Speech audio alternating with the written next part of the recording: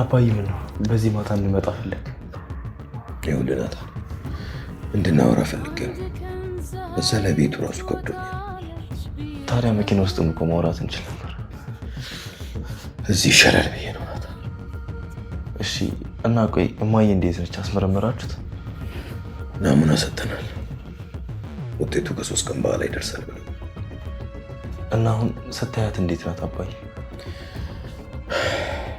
ምንም በቃ እያናገረችኝ አይደለም። እኔም እሷን ለማየት ፈር። በቃ ይዞ ችግር የለውም ናታ። ይሄ ጊዜ እንደሚመጣ እኮ አውቅ ነበር። እሺ አባዬ ወይ ሌላ ምን ሞከረው ነገር የለም? መቀየር ምናምን? እንዴት መቀየር ማለት? ማለቴ ውጤቱን ብናስቀይር ዲኤንኤው ከመድረሱ በፊት የከፈልነውን ዋጋ ከፍለን ብናስቀይረውስ? እና ውጤቱ ልክ አይደለም እንዲባል ነው? አዎ አባዬ። ሌላ ክህደት፣ ሌላ ስህተት ናታ። በማርታ ላይ ይሄን ነገር ማድረግ አልችልም። የመጣውን ነገር ሙሉ መቀበል ይሻለኝ። አባዬ እማ ይሄንን ነገር ካረጋገጠች እኮ ምን እንደሚፈጠር ግልጽ ነው። ከዚህ በኋላ የመጣው ይምጣ። ሁለቱም እኮ ለኔ ስቃይ። ወይ ደግሞ ከውጤቱ በፊት ለምን ለማዬ ምን እንደተፈጠረ ቀስ ብለን እናስረዳት። ምን ብዬ ናት? ጠጥቼ ሰክሬ በሰከርኩበት ከሰላም ጋር ተኛው ብዬ ልንገራት? የተወለደው ልጅ የኔ ነው ብዬ ልንገራት? ቆይ እስኪ እሷስ ይሄንን ታምነኛለች? እሺ ቆይ ሰላምስ ምን አለች? እሷማ ምንም አላለችም። የማርታን አይን ማየት ስለፈራች ራቅ ብላ ነበር የተቀመጠችው። ኧረ አባዬ ተው እባክህ፣ ወይ የሆነ ነገር እናድርግ።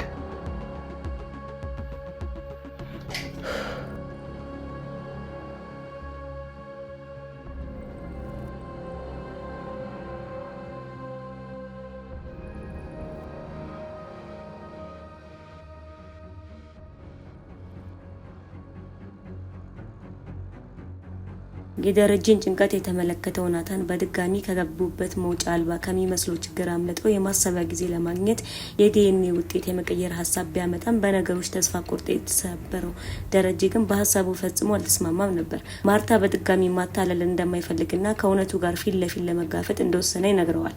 ናታን ይህንን ከሰማ በኋላ ከዳጣ ጋር ተባብረው ደረጀን ለማገዝ ወደ እሷ መኝታ ክፍል ገብተው ማውራት ይጀምራሉ። እሷም ተቀጥለና እሺ ቆይ አሁን እኛ ምን ማድረግ እንችላለን? በምን መንገድ ነው አባዬ ልንረዳው የምንችለው ብላ ስጠይቀው ናታንም አላውቅም ዳጣ፣ ዛሬ የዲኤንኤ ምርመራ አድርገናል። ናሙናውን ከሰጡ ከ3 ቀን በኋላ ውጤቱ ይመጣል። የዛን ጊዜ ደግሞ የዚህ ቤት ነገር አበቃለት ማለት ነው። እማዬ እኮ ሳታረጋግጥ ገና የሰላም ልጅ አባት ደረጀ ነው ስትባል እስካሁን 2 ቀን ሙሉ ምግብ አልበላችም። ስታረጋግጥ ደግሞ ምን እንደሚፈጠር አስቢ፣ እኔ በጣም ጨንቆኛል ብሎ ሲላትም ዳጣም እሺ ቆይ አሁን መፍትሄው ምንድነው? ለኤቢ እንንገራት እንዴ? እሷ እኮ አንድ መላ አታጣም ብላ ስትለውም ናታን ምን እያልሽ ነው? የሰላም ልጅ አባት ደረጀ እንደሆነ ለኤቢ የምንነግራት ይሄ ማለት እኮ ሳል ላይ ቤንዚን መጨመር ነው። ይህንን ያወቀች ጊዜ ኤቢ አባዬ ላይ ትነሳበታለች። ከማዬ ግን ቆማ ለአባዬ ምን አይነት ርህራሄ አይኖራትም። ይህንን አቋሟን ስለሚያውቅ አባዬ ለእሷ ለመናገር ይፈራል ብሎ ሲላትም ዳጣም አዎ እሱን የኔ ልጅ ሲታወቅ እኮ አባዬ ላይ እንዴት እንደሆነች አስታውሳለሁ። አንተ ልክ ነህ፣ ሰውን አታደርገውም። ቆይሽ አሁን ምንድነው የምናደርገው ብላ ስጠይቀው ናታንም አላውቅም፣ ግን ደግሞ የሆነ ነገር መሞከር አለብን ይላትና ተስማምተው ይለያያሉ። ከትንሽ ቆይታ በኋላ ተያይዘው ሆስፒታል በመሄዳቸው ተጨንቃ ያለችው ዳጣ ለሰላም ደውላ ማውራት ይጀምራሉ። እንዴት ነሽ ሰላም፣ ሆስፒታል ናችሁ አይደል? እስካሁን አልተመለሳችሁም? አባዬና እማዬ እዛው ናችሁ አይደል ብላ ስጠይቀውም ሰላምም አዎ ዳጣ አሁን ናሙናውን ሰጥተናል ብላ በተረጋጋጥን ስታወራት የተናደደችው ዳጣ አንቺ ግን ሰላም እማዬ ፊት ቆመሽ በሙሉ አይንሽ አየሻት፣ በዚህ ጉዳይ ጠርጥረሽ ፊት ለፊት አቆምሽ ብላ ስጠይቃትም ሰላም አይ ዳጣ አላየችኝም፣ እኔ እሷን ማየት አልፈለኩም፣ ራቅ ብዬ ነበር የተቀመጥኩት። ውጤቱም ከ3 ቀን በኋላ ይደርሳል ብለዋል። እኔም ወደዛ መምጣቴ ቀርቷል። አክስቴም ሳለችዋል። ለነገሩ በሷ አይፈረድም። ከዚህ በኋላ ሰው ቤት መቆየት ራሱ አልፈልግም፣ በጣም ከብዶኛል ብላ ስትላትም ዳጣም በድንጋጤ እና ቆይ ወደዚህ ቤት ልትመጪ ነው? እማዬን ደፍረሽ እዚህ ተቀምጠሽ አይኗን ታያታለሽ ብላ ስትጠይቃትም ሰላምም አይ ዳጣ ጎዳና ልውጣልሽ እንዴ? ስለዚህ ጉዳይ ብዙ ጊዜ አውርተናል፣ ምንም እንድትይኝ አልፈልግም ብላ ስትላትም ዳጣም ትቀጥልና ይኸውልሽ አንቺ እዚህ ቤት ስትመጪ እኔ እዚህ ቤት አታገኝኝም ብላ ልታስፈራራ ስትሞክረም ሰላምም እስኪ ወጥተሽ ጠብቂኝና እናያለን፣ እናትነቴን ላንቺ ያደረኩት ሁሉ አንሶብሽ ከዚህ ቤት ከወጣሽ ከመጣሽ ችግር የለውም ወተሽ ጠብቂኝ ብላ ስልኩን ጆሮዋ ላይ ትዘጋበታለች። በዛን ሰዓት ላይ ቃዴስና አቢጌል ቤት መጥተው ቆመው ማውራት ይጀምራሉ። የሚቀጥልና አባትሽ እንዴት ናቸው ደህና ናቸው ብሎ ስጠይቋትም እሷ ምንም አይልም ከማዬ ጋር ያሉበት ሁኔታ ግን በጣም ያስጠላል ብላ ትለዋለች። ቃዴስ የሚቀጥልና አይዞሽ ሼቢ ሀዘን ከሌለ ደስታ የለም፣ ጭንቀት ከሌለ ደግሞ እረፍት የለም። በህይወታችን የሚመጣው ትልቁ ደስታ ከትልቅ ሀዘን በኋላ ነው።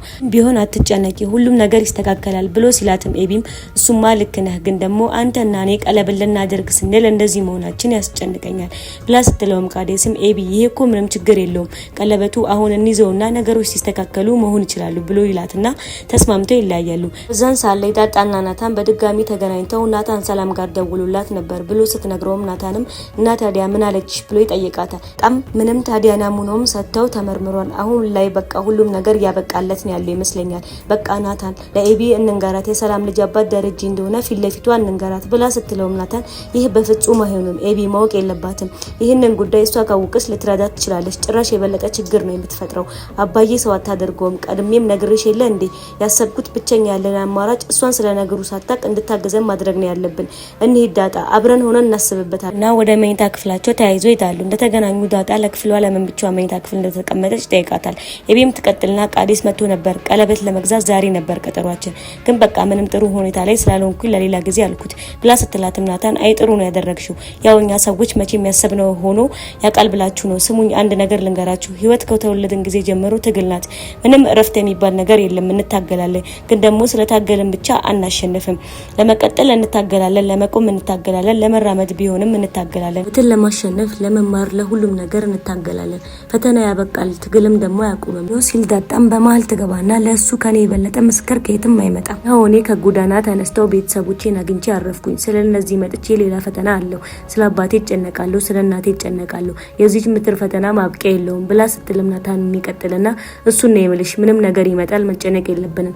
በቃ ህይወት እንደዚህ ነች። ዛሬ የሚመጣውን በደስታ እየተቀበልን የሚያልፈውን ደግሞ እያሳለፍን ዛሬም በደስታ ነገን ደግሞ በተስፋ መኖር ነው ያለብን ብሎ ሲልም ኤቢም ግራ ተጋብታ ቆይ ምን ልትነግሩኝ ነው አላቆ ነገር አለ እንዴ ብላ ስትጠይቃትም ናታንም አባዬና እማዬ ችግር ላይ ናቸው፣ ጉዳዩ የተያሰረበት ምክንያት ነው ብሎ ሲነግራትም እማዬ ደግሞ ደርሳበታለች።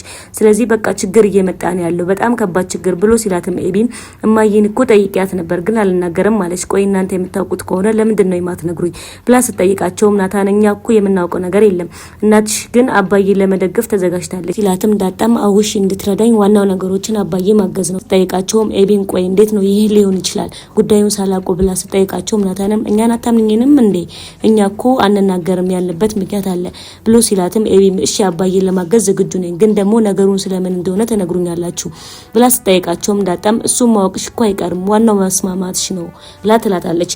በጋራ ሆኖ ደረጃን ለማገዝ ቃል ይገባሉ። በቀጣይ ምን የሚፈጠር ይመስላችኋል? ሀሳብ እንዲሁም አስተያየታችሁን ኮሜንት ላይ ጻፉልን።